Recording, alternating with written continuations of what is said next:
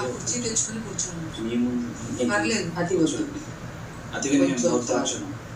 నేను దూరత కాదని మీకు తెలుసు కదా మహారాజా. కూర్చోండి ఫస్ట్. మేము మా రాజ్యానికి మిమ్మల్ని కమాండర్గా పెడితే మీరు మా రాజ్యానికి ఎలా సేవ చేస్తారు, రాజ్యాన్ని ఎలా కాపాడుతారు?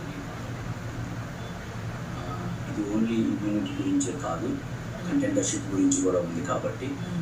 సో అది చెప్పి మీరే గొయ్యిలో పడుతున్నారు. మళ్ళీ మీరు 2 సార్లు కెప్టెన్ అయినా కూడా మీకు మళ్ళీ కంటెంటర్ అయ్యి మళ్ళీ కెప్టెన్ అవ్వాలి ఉన్నారు. ఇది రాజ్యం ఇదికే 1645 అనే విషయం సారీ మహారాణి, మళ్ళీ రీతు క్షమించండి మహారాణి, క్షమించండి. దేవి దివ్య క్షమించండి మహారాజా. చక్రవర్తి చెప్పండి. నాకు బహుప్రీతి వద్దు, అక్కడ మారుతుంది. రాణి రాణి అని. రాణి దివ్య, రాణి రీతు, రాజా కళ్యాణ్ చక్ర. ప్రణామం. మొదలు పెట్టండి. మమ్మల్ని దాని పేరేంటి, కంటెండర్. మమ్మల్ని కమాండర్ చేసిన ఎడల మీకు విధేయుడిగా ఉంటాను. హౌస్లో అన్ని పనులకి మీకు తోడుగా ఉంటాను. ప్రజలకి కదా పనులు చేయాలి, కమాండర్ కాదు కదా. ప్రజలతో పనులు చేయించడానికి నేను మీకు తెలుసు, నేను బహుముచ్చటగా ఉంటాను.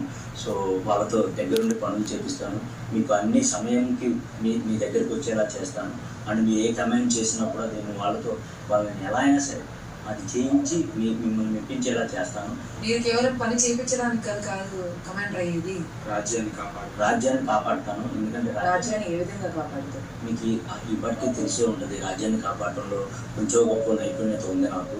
సో ఉన్న ప్రజల్ని మిమ్మల్ని మీరు బాగా కాపాడుకుంటారు 10 వారాల నుంచి.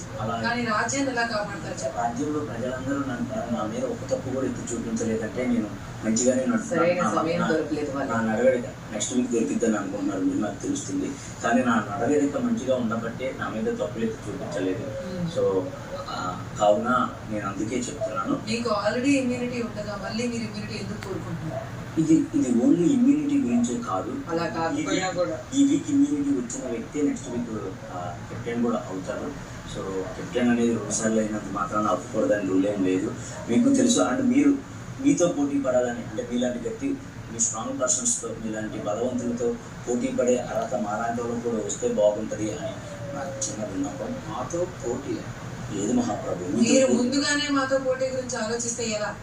లేదు మనకంటే ముందుకు వెళ్ళాలని అతని ఆశ కాదు, అతని కోరిక కూడా కాదు మహారాణి.